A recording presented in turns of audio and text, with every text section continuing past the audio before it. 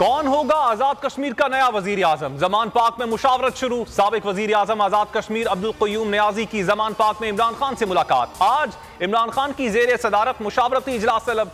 PTI कायदीन आजाद कश्मीर की क़यादत शरीक होगी। अदलिया मुखालिफ बयानात पर मुजफ्फराबाद हाई कोर्ट ने तनवीर इलियास को वज़ारत उज़्मा के ओहदे से बरतरफ कर दिया था। उनको असम्बली की रुकनियत से भी नाअहल करार दे दिया गया। KP इलेक्शन की तारीख ना देने पर PTI अदालत जा पहुंची। मुश्ताक गनी ने पेशावर हाई कोर्ट में पिटीशन दायर कर दी। मौक़िफ़ अपनाया। गवर्नर ने 8 अक्टूबर की तारीख दी है जो गैर कानूनी और गैर आईनी है। असम्बली तहलील के 90 रोज के अंदर इलेक्शन करवाना लाजमी है। अदालत गवर्नर को फौरी इलेक्शन के लिए तारीख देने का हुक्म दे। रिट पिटीशन पर समाअत 13 अप्रैल को मुकर्रर।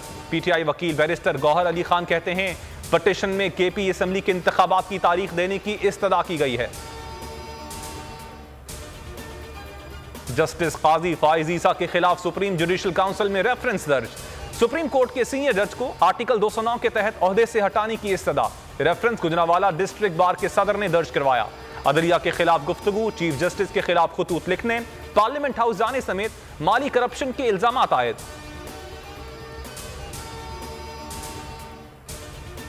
सुप्रीम कोर्ट इलेक्शन का मामला देख रही है। देखते हैं अदालत क्या करती है। रहनुमा PTI असद उमर की बोल के प्रोग्राम नेशनल डिबेट में गुफ्तगू। कहा विफाक 10,000 अरब खर्च करता है, इनके पास 20 अरब नहीं, ये मजाक है। हुकूमत और फौज के साथ कोई सियासी गुफ्तगू नहीं हो रही। इलेक्शन के लिए हुकूमत से मुज़ाकरात के लिए तैयार हैं।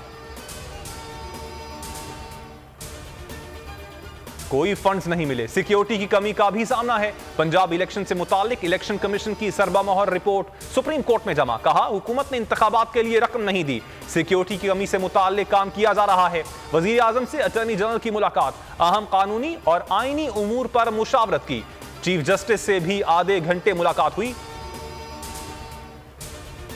सुप्रीम कोर्ट इस्लाहाती बिल। सुप्रीम कोर्ट और इस्लामाबाद हाई कोर्ट में चैलेंज। बिल को कलअदम करार देने की इस्तदा। कहा सुप्रीम कोर्ट के रूल्स बनाने का इख्तियार सिर्फ सुप्रीम कोर्ट को ही हासिल है। कानून साजी बदनीयती पर मबनी है। आर्टिकल 70 के तहत अदालत के इख्तियारात महदूद नहीं किए जा सकते। बिल कल पीर को पार्लियामेंट से मंजूर हुआ था। इमरान खान कहते हैं PDM में एक से बढ़कर एक बड़ा जराइम पेशा शख्स है। इन्होंने मेरे बारे में घटिया बातें की। अल्लाह ने मुझे अवाम में पहले से ज्यादा मकबूल कर दिया। मेरे कारकुनान नजरियाती हैं, कीमे के नान खाने जलसों में नहीं जाते। जमान पाक में अफ्तार डिनर से खिताब में कहा जुनून का तोड़ नहीं है, कोई मेरे कारकुनान को शिकस्त नहीं दे सकता।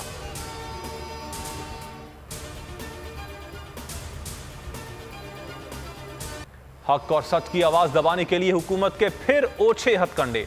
बोल को बोलने से रोकने की कोशिश। हकीकी सहाफत के सफर में बोल पर मुजालिम ढाने का सिलसिला जारी। मार्केटिंग हेड आकाश को घर से अगवा कर लिया गया। सादा लिबास अफराद सुबह 6 बजे घर में दाखिल हुए। 2 मुहाफिजों, एक खानसामा 75 साला शुगर के मरीज चौकीदार को भी अगवा कर लिया गया। बोल न्यूज पहले भी हेड ऑफिस के बाहर मशकूक गाड़ियों की सरगर्मियां रिपोर्ट कर चुका। गाड़ियों के नंबर्स भी नोट किए जा चुके। आकाश को अगवा करने वाली गाड़ियां कहां गईं ये भी पता है, जो वक्त आने पर आवाम को बताया जाएगा। मुझे तो समझ नहीं आ रहा कि ये जुल्म, मतलब बोल के ऊपर ये जुल्म की वजह क्या है। पिछली दफा चूंकि वो घर के बाहर से थे, अब घर के अंदर आके अगवा करके ले गए। मतलब एक पाकिस्तान की किसी भी पॉलिटिकल पार्टी से अगर आप कंपेयर कर लें, अगर इस वक्त इतने तो सियासतदान नहीं किसी पॉलिटिकल पार्टी के खिलाफ FIR कटी हो या उनके लोग इतने अगवा हो। जुल्म की दास्तानें बंद होनी चाहिए। को चेयरमैन बोल शुएब शेख का मार्केटिंग हेड आकाश की रिहाइश गाह पर गुफ्तगू। शुएब शेख ने उनके अहले खाना से मुलाकात की। कहना था आकाश राम को सुबह सवेरे घर के अंदर से अगवा किया गया। पहले भी हमारे मुलाजमीन को अगवा किया गया।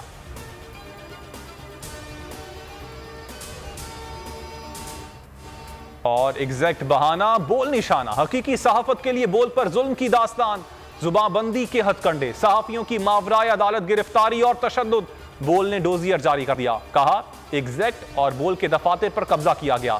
चादर और चार दीवारी का तकद्दुस पामाल हुआ। को चेयरमैन शुएब शेख के खिलाफ मन घड़त मुकदमात बनाए गए। शुएब शेख ने जुल्म और सितम का डटकर मुकाबला किया। कोई दिन ऐसा नहीं गुजरता जब पैमरा या केबल ऑपरेटर के जरिए बोल की आवाज बंद करने की कोशिश ना की जाए, मगर कोई पुरसानी हाल नहीं। बोल हक और सच पर समझौता नहीं करेगा। बोल को कौम की दुआओं की जरूरत है और रहेगी।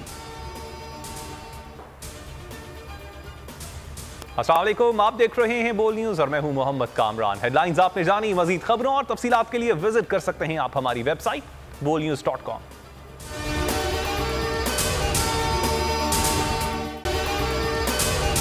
अगर आपको ये वीडियो पसंद आई तो हमारे चैनल को सब्सक्राइब करें और बेल आइकन पर क्लिक करें। तो नजर आ रहा है सामने लिखा हुआ है जुल्म मिटने के लिए 2 चीजों से मिटेगा भाई।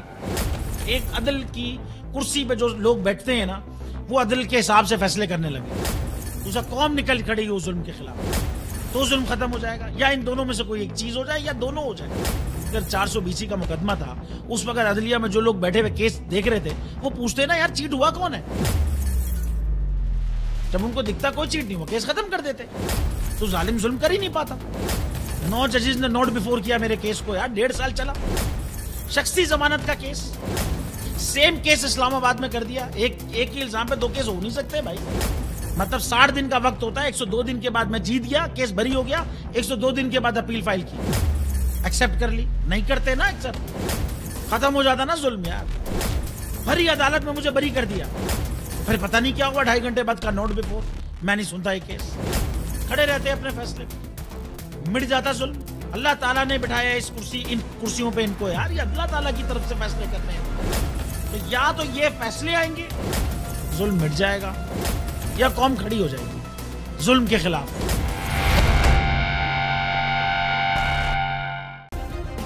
सब्सक्राइब करें और बेल दबाएं ताकि कोई खबर रह न जाए।